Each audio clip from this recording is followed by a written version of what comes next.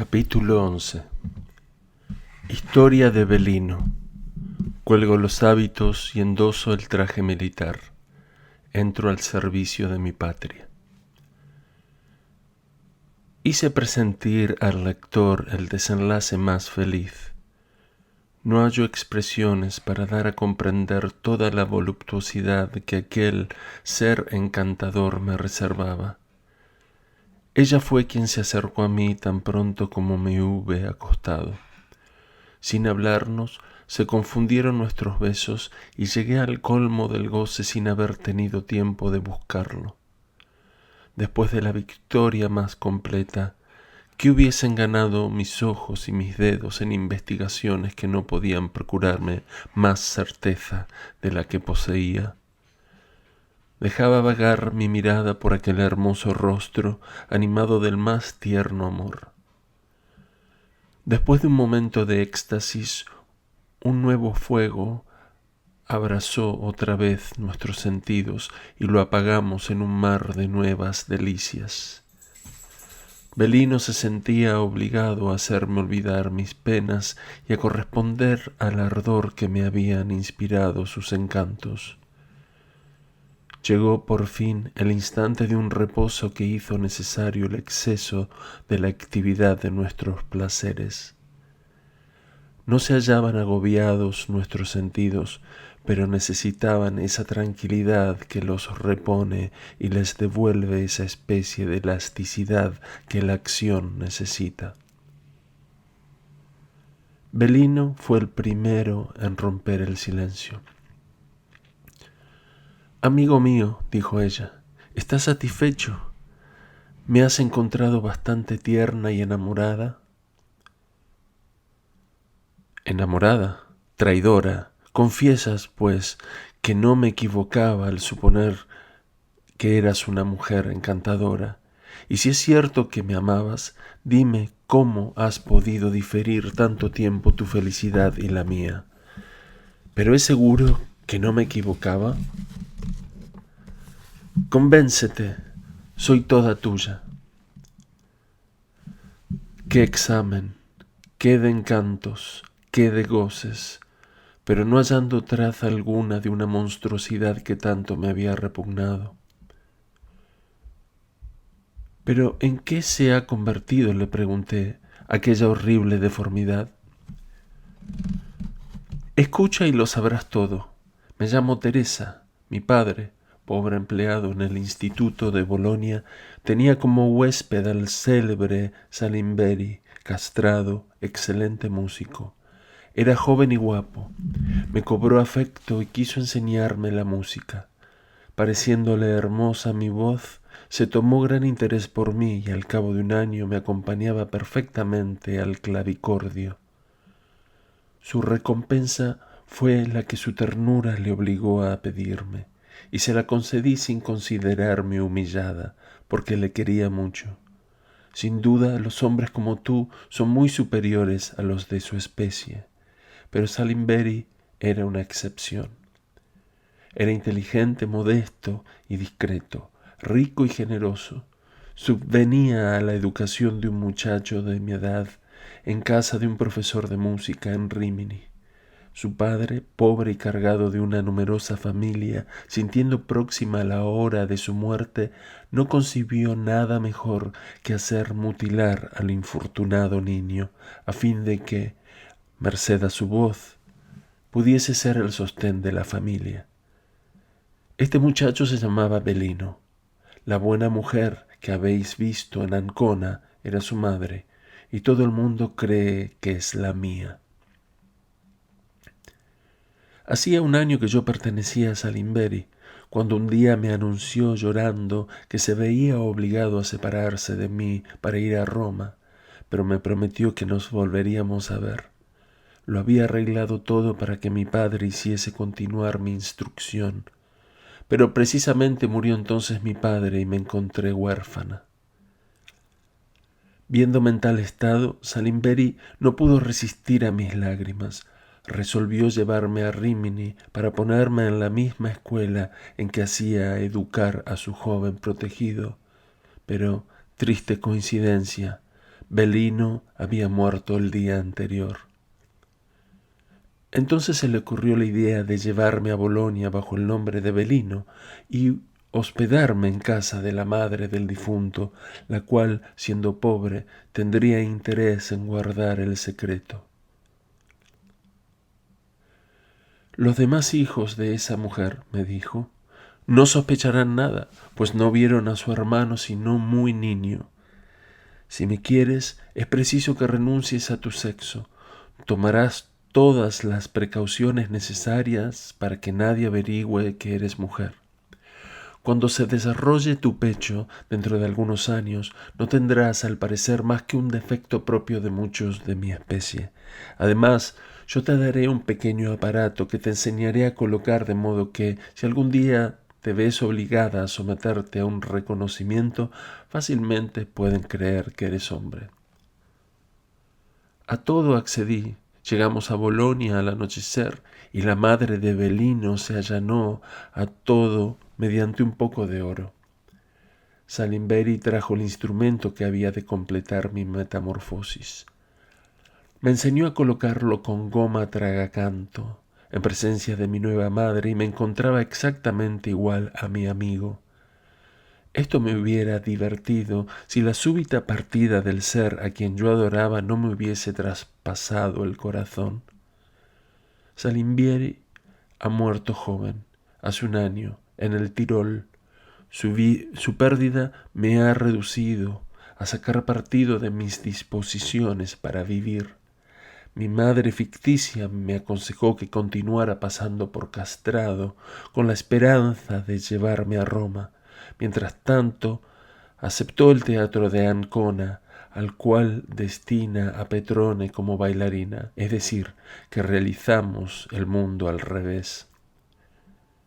Después de Salimberi, tú eres el único hombre que he conocido, y si quieres, de ti dependerá volverme a mi estado de mujer y hacerme dejar el nombre de Belino, que detesto desde la muerte de mi protector y que empieza a ponerme en apuros.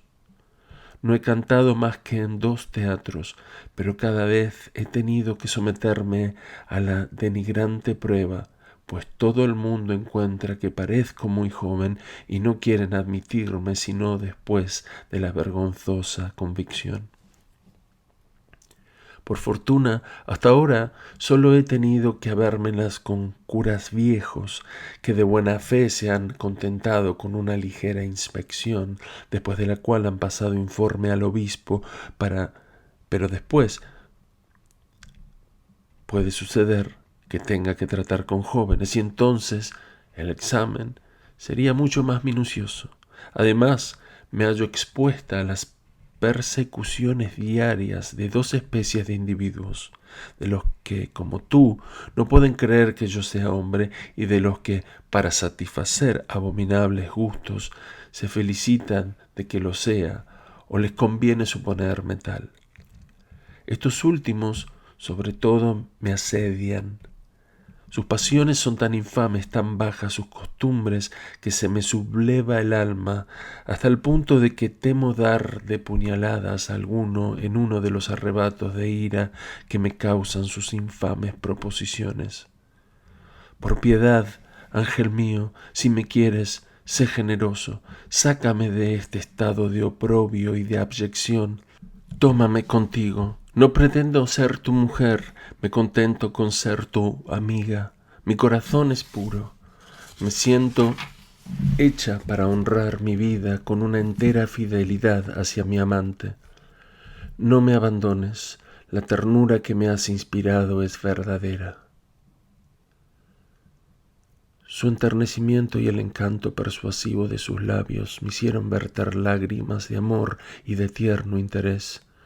Sinceramente le prometí no abandonarla y asociarla a mi destino. Rompe, le dije, la contrata que tienes en Rímini. Sigamos adelante y después de habernos detenido un par de días en Bolonia, me seguirás a Venecia, vestida de mujer y con otro nombre. Desafío al empresario de aquí a que te encuentre. Acepto, tu voluntad será siempre la mía. Mi corazón te pertenece y espero que sabré conservar el tuyo. Enséñame, le dije, ¿cómo estabas cuando te tomé por hombre?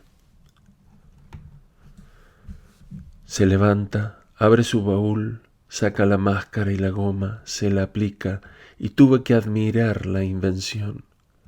Satisfecha mi curiosidad, pasé en brazos de mi amiga una noche feliz. Por la mañana, contemplándola dormida, tomé la resolución de asociarla positivamente a mi destino y pensé hacer más, sancionar nuestra unión con las formalidades de las leyes y de la religión, es decir, hacerla mi legítima esposa. Quise sondearla, la sometí a un interrogatorio en regla, seguido del fiel relato de mi vida y de mi situación. El resultado de nuestras confidencias fue un acuerdo perfecto acerca de la conveniencia de unirnos al pie de los altares antes de que transcurrieran 3 días. Nos pusimos en camino al día siguiente y paramos en Pézaro para almorzar. En el momento en que íbamos a subir otra vez al coche, se presentó un cabo con 2 arcabuceros para pedirnos nuestros nombres y nuestros pasaportes. Belino dio el suyo, pero yo, por más que busqué el mío, no lo encontré. El cabo mandó al postillón que aguardase y fue a dar parte de lo que ocurría. Media hora después volvió con el pasaporte de Belino, diciéndole que podía continuar su camino, pero me dijo que tenía orden de conducirme a la comandancia. Yo obedecí. «¿Qué habéis hecho de vuestro pasaporte?», me preguntó el oficial. «Lo he perdido». «Nadie pierde su pasaporte, excepto yo. No pasaréis adelante». «Vengo de Roma y voy a Constantinopla a llevar una carta del cardenal Acquaviva. He aquí la carta sellada con sus armas». «Todo cuanto puedo hacer es mandar que os acompañen a casa del señor Gajes». Encontré a este famoso general de pie, rodeado de su estado mayor. Después de haberle dicho lo que acababa de manifestar al comandante, le supliqué que me dejase continuar mi viaje. «La gracia que puedo acordaros es la de poneros arrestado hasta que os envíen de Roma un nuevo pasaporte bajo el mismo nombre que habéis dado en la consigna. La desgracia de perder un pasaporte no sucede sino a un atolondrado, y el cardenal aprenderá a no dar comisiones a gente atolondrada». Esto dicho, ordena que me lleven al cuerpo de guardia de Santa María, fuera de la ciudad, después que haya escrito mi carta al cardenal pidiéndole un nuevo pasaporte. Sus órdenes soberanas fueron ejecutadas. Me acompañaron desde luego a la hospedería, donde escribí mi carta que envié por estafeta a su eminencia, suplicándole que sin dilación me mandase un pasaporte directamente al despacho de la guerra. Después abracé a Teresa, a quien este contratiempo afligía, y suplicándole que fuese a Rímini a esperarme, la obligué a tomar 100 sequíes. Ella quería quedarse en Pézaro. Yo me opuse, y después de haber hecho descargar mi cofre y visto a partir a mi amiga, me dejé llevar al sitio a donde el gran general había mandado que me condujesen. Lo que más pena me dio fue el dolor de Teresa, la cual al verme arrancado de sus brazos en el momento crítico de nuestra unión, se ahogaba esforzándose por contener sus lágrimas. No se hubiera separado de mí a no haberle hecho comprender que no podía quedarse en Pézaro y que nos volveríamos a reunir dentro de unos 10 días para no separarnos jamás. Luego que hube llegado a Santa María, el oficial de servicio me metió en el cuerpo de guardia, donde me senté encima de mi cofre. Tuve que pasar la noche sobre un poco de paja, sin tomar alimento alguno, entre soldados catalanes.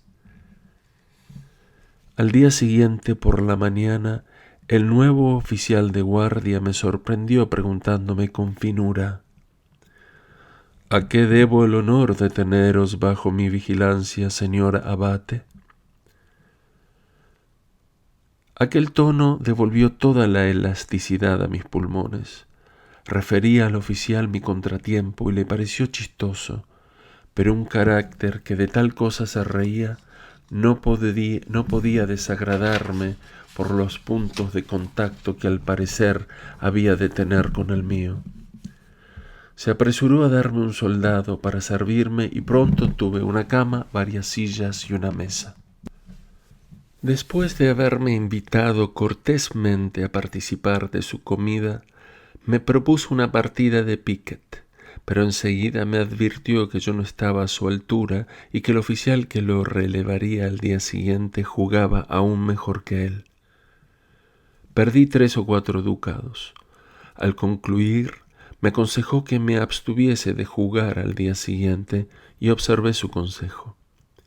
También me advirtió que tendría gente a cenar y que después de la cena se jugaría al faraón, pero que, como el banquero era un griego, tahur muy ladino, yo no debía jugar. Este consejo me pareció en extremo delicado, sobre todo cuando vi que todos los puntos perdían y que el griego, muy tranquilo en medio de los malos tratos de las víctimas, se metía el dinero en el bolsillo después de haber dado lo correspondiente al oficial de guardia que llevaba parte en la banca. Aquel banquero se llamaba Don Pepe el Menor, y por el acento me pareció napolitano. Entonces pregunté al oficial por qué me había dicho que era griego, y él me explicó lo que significaba este término, que equivale a tahur, y la lección con que acompañó su explicación me fue de gran utilidad con el tiempo.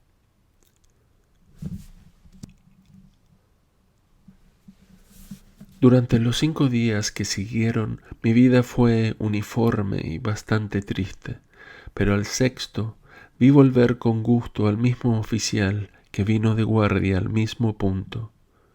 Por la noche hubo nuevamente juego con resultado igual, aparte de un varapalo vigorosamente aplicado por un punto en las espaldas del banquero y que el griego disimuló estoicamente. 9 años después vi al mismo individuo en Viena, capitán al servicio de María Teresa, entonces se llamaba da Fiso. 10 años más tarde lo vi coronel y algún tiempo después millonario, pero por último, hace 13 o 14 años, lo vi en presidio. Era guapo mozo, pero a pesar de su hermosura tenía una fisonomía patibularia. He visto otros por el estilo, Cagliostro, por ejemplo, y otro que no está todavía en presidio, pero que no escapará de ir. Hacia el 10º día todo el ejército me conocía y me apreciaba, y yo estaba esperando mi pasaporte, que no podía tardar. Me encontraba casi libre e iba a pasearme aún fuera de la vista del centinela. Razón tenían en no temer que me escapase, pues hubiera sido una falta el intentarlo. Pero he aquí que me sucedió el accidente más singular de mi vida. Eran las 10 de la mañana. Me paseaba a unos 100 pasos del centinela cuando un oficial que venía se apeó de su caballo, le puso las riendas sobre el cuello y se alejó para una necesidad. Admirando la docilidad de aquel caballo, que permanecía inmóvil como un criado fiel en espera de su amo, me acerqué a él y sin intención alguna cogí las riendas, puse pie en el estribo y salté en la silla.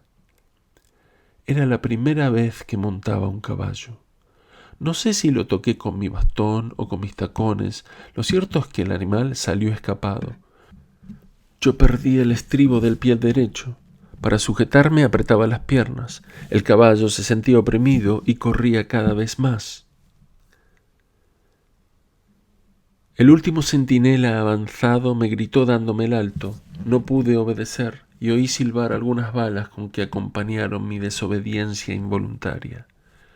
Por último, en el primer puesto avanzado de los austríacos, detuvieron el caballo, y di gracias a Dios por haber salido bien de aquel apuro.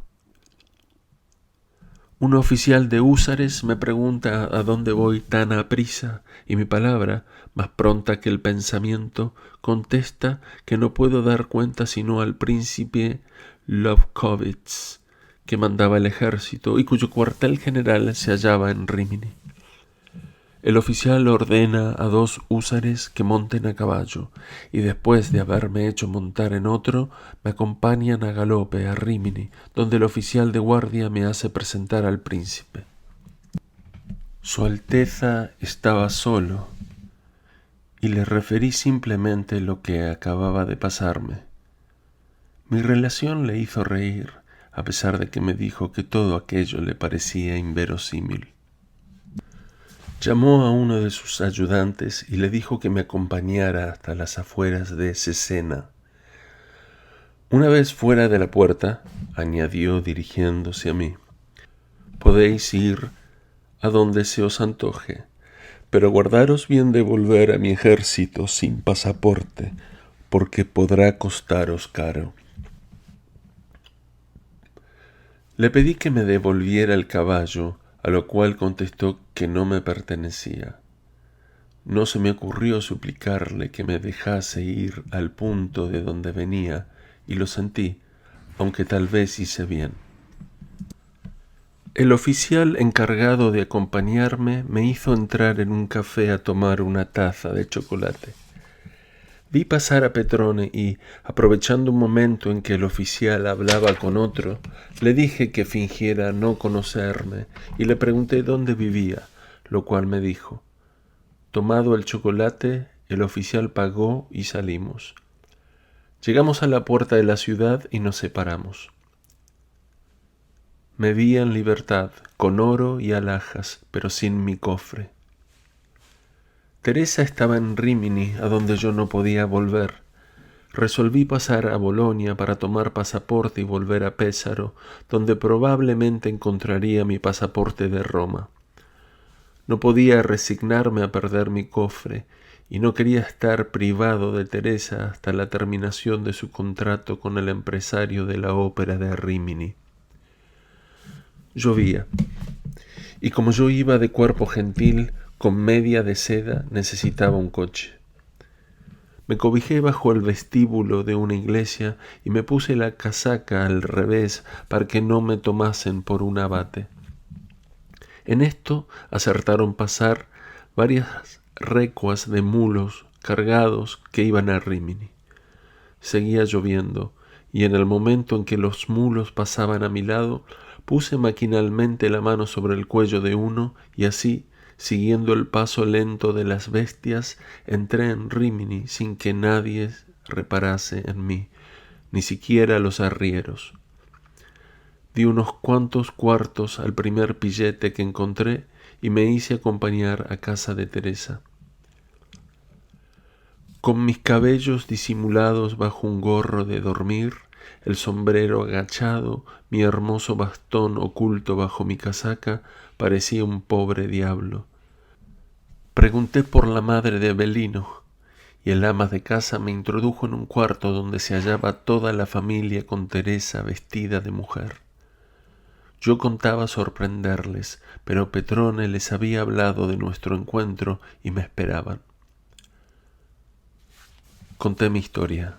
Teresa se llenó de zozobra por el peligro que yo corría y se empeñó en que partiese inmediatamente para Bolonia.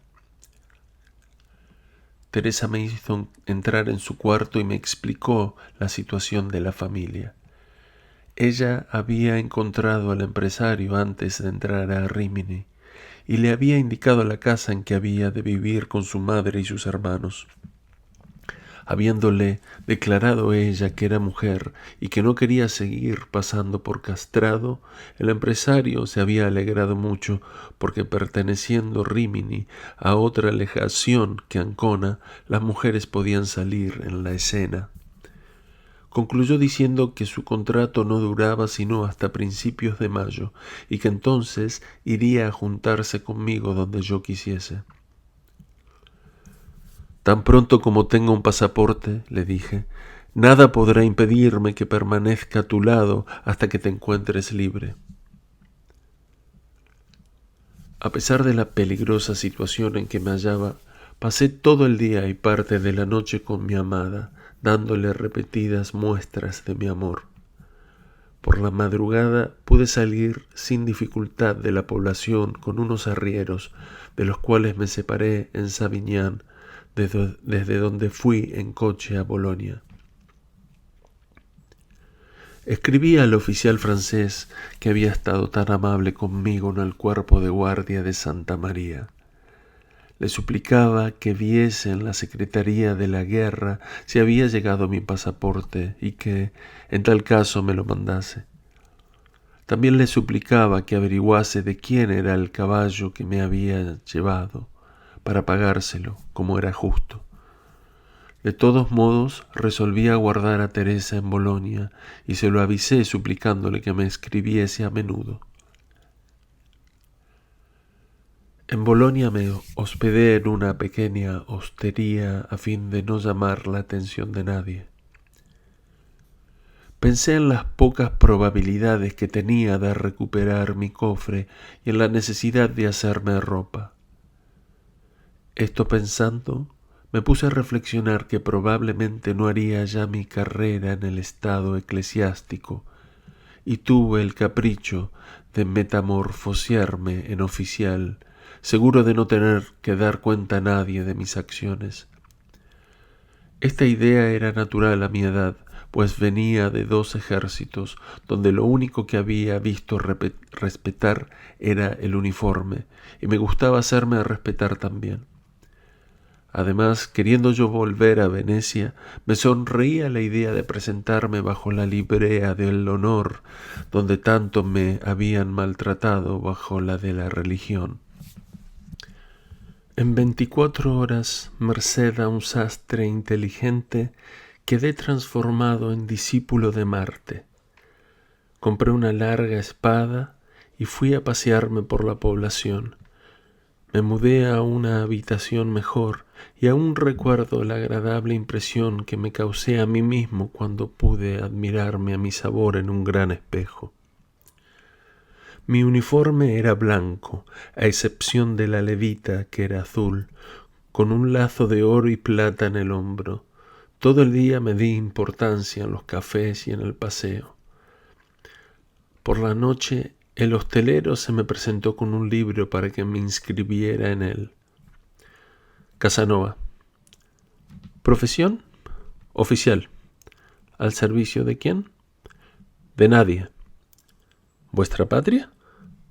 Venecia. ¿De dónde venís?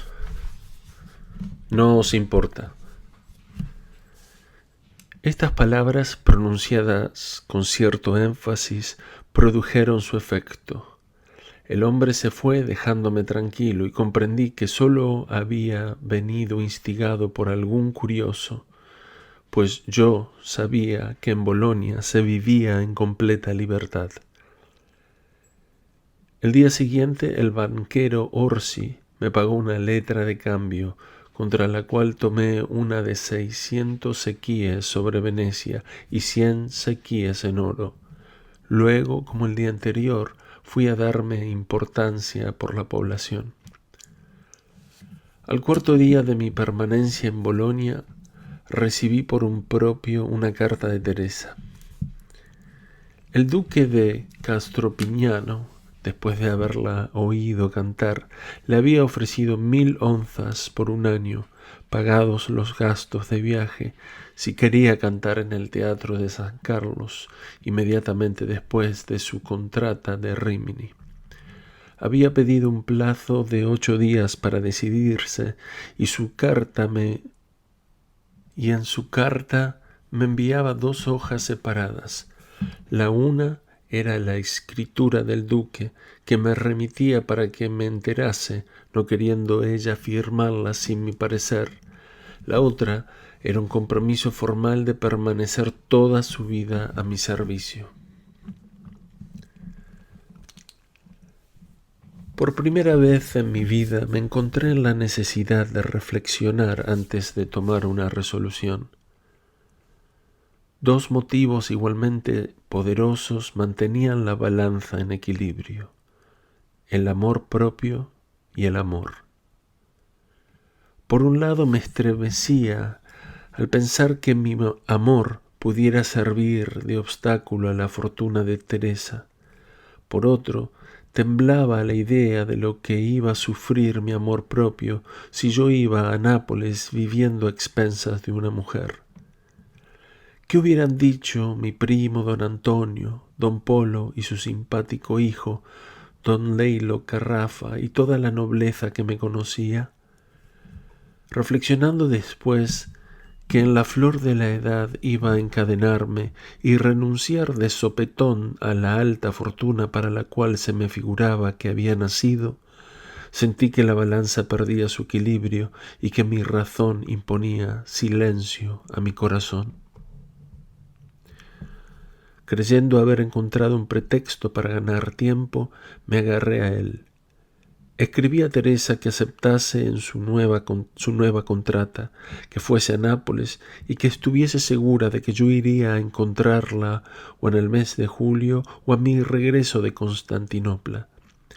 Le escribí que me contestara a Bolonia, y 3 días después recibí de ella una carta a un tiempo triste y tierna, en la cual me decía que había firmado su contrata, que había tomado una camarera que podía pasar por su madre, que estaría en Nápoles el mes de mayo y que me aguardaría hasta que yo le hiciese saber que no la quería más. 4 días después de haber recibido esta carta, que fue la penúltima que me escribió Teresa, salí para Venecia. Antes de partir, recibí una carta del oficial francés anunciándome que mi pasaporte había llegado y que estaba dispuesto a mandármelo con mi cofre si antes iba a pagar al señor don Marcelo Birna, comisionista del ejército español, cuya dirección me daba 50 doblones por el caballo que me había llevado. Me dirigí a la persona indicada, satisfecho de terminar aquel asunto, y recibí mi cofre y mi pasaporte momentos antes de mi partida. Para ir a Venecia era preciso hacer cuarentena, aunque sin necesidad. Los venecianos querían que el Papa fuese el primero en abrir sus fronteras y el pontífice pretendía que fuesen los venecianos los que tomasen la iniciativa. De esto resultaba un grave perjuicio para el comercio. Por lo que solo interesa a los pueblos suele tratarse a la ligera. No queriendo someterme a esta formalidad, he aquí lo que se me ocurrió. La cosa era delicada, pues en Venecia había gran rigor en materia sanitaria, pero entonces me complacía en hacer, si no todo lo prohibido, al menos todo lo difícil. Del estado de Mantua al de Venecia el paso era libre, y yo sabía que no se habían entorpecido las comunicaciones entre Mantua y Módena. Si podía entrar en el estado de Mantua haciendo creer que venía del de Módena, la cosa estaba hecha, pues de allí pasaría el Po en cualquier punto y me iría a Venecia en línea recta. Tomé un carretero que me llevase a Revero, población situada a orillas del Po y en el estado de Mantua. El carretero me dijo que tomando caminos transversales podía ir a Revero y decir que veníamos de Mantua, pero que la dificultad estaba en que no podríamos presentar el certificado de sanidad librado en Mantua y que nos pedirían a la puerta. Le dije que fingiera haberlo perdido y que lo demás corría por mi cuenta. Unas cuantas monedas le convencieron. A la puerta de Rivero me di por oficial del ejército español. Dije que iba a Venecia con el objeto de hablar con el duque de Módena, que entonces se encontraba allí, y añadí que me llevaban asuntos de la mayor importancia. No solamente no pidieron al carretero el certificado de sanidad, sino que me hicieron honores militares y fui objeto de 1000 atenciones. Me entregaron enseguida un certificado en que constaba que partía de Rivero y con él pasé el Po en Ostiglia, de donde me trasladé a Legnano. Allí tomé la posta y llegué por la noche a Venecia. Era el 2 de abril de 1744, aniversario de mi nacimiento y día que 10 veces durante mi vida ha sido señalado por algún acontecimiento particular. Al día siguiente fui a la bolsa con el intento de tomar pasaje para Constantinopla, mas como no encontrase ningún buque que tuviese que partir antes de 2 o 3 meses, tomé un camarote a bordo de un navío de línea que había de salir para Corfú aquel mismo mes. Me puse a hacer visitas y creí que la primera tocaba al abate Grimani. Al verme hizo 1000 aspavientos, pues aún me creía con el cardenal Acquaviva, camino del ministerio político, y se hallaba en presencia de un sacerdote de Marte. Acababa de comer y tenía convidados. Entre estos había un oficial de uniforme español, pero esto no me hizo perder la serenidad. «No esperaba veros en ese traje», dijo el abate Grimano. «He tomado la prudente resolución de desprenderme del que no me podía proporcionar una fortuna capaz de satisfacerme». «¿A dónde vais?» «A Constantinopla, y cuento encontrar pronto pasaje en Corfú, pues llevo partes del cardenal Acquaviva». «¿De dónde venís actualmente?» «Del ejército español, donde me encontraba hace 10 días. Apenas había terminado estas palabras cuando oí la voz de un joven señor que decía: «No es verdad». «Mi estado», repliqué súbitamente, «no me permite soportar un mentís». Esto dicho, hice una reverencia al círculo y me fui sin atender a los que me llamaban. Fui a casa de la señora Mazzoni, a quien deseaba ver. Se alegró muchísimo de verme y no dejó de recordarme su predilección. Le conté mi historia, que le agradó mucho, pero me dijo que si iba a Constantinopla probablemente no la vería jamás. Luego fui a casa de la señora de Orio, donde encontré al bueno del señor Rosas, a Naneta y a Marta. Su sorpresa fue extraordinaria. Todos quedaron como petrificados. Las 2 hermanas me parecieron más bonitas. Conté mi historia omitiendo lo que era poco edificante y les hice pasar 3 horas deliciosas. Viendo entusiasmada a la buena señora, le dije que de ella sola dependía el tenerme durante las 3 o 4 semanas que yo había de pasar en Venecia, dándome cuarto y cena, pero con la condición de no serle gravoso. «¿Cuánto me alegraría de tener un cuarto que ofreceros?» «Lo tenéis, amiga mía», le replicó su caro Rosas, «y en 2 horas me encargo de ponerlo en orden». Era el cuarto inmediato al de sus sobrinas. Naneta dijo que bajaría con su hermana, pero la tía le contestó que no era necesario, pues que podían encerrarse en su cuarto. Arreglado todo, obligué a la señora a recibir 15 sequíes por adelantado, asegurándole que yo estaba rico y que salía ganando en aquel convenio. Añadí que al día siguiente enviaría mi cofre y me instalaría en su casa. Durante todo este coloquio veía pintarse la alegría en el rostro de mis dos mujercitas, que recobraron sus derechos sobre mi corazón a pesar de mi amor por Teresa, a quien veía siempre con los ojos del alma. Ello era infidelidad y no inconstancia. Comiendo en casa del abate Grimani con el mayor Pelodoro y algunos otros oficiales, todos estuvieron acordes en aconsejarme que entrase al servicio del Estado veneciano y determiné seguir su consejo. «Conozco», dijo el mayor, «a un joven teniente cuya salud no le permite ir a Levante y que quisiera vender su empleo. Pide por él 100 sequías. Pero esto no bastaría, pues sería necesario además obtener el consentimiento del ministro de la guerra». «Habladle vos», le dije. «Los 100 sequíes están prontos».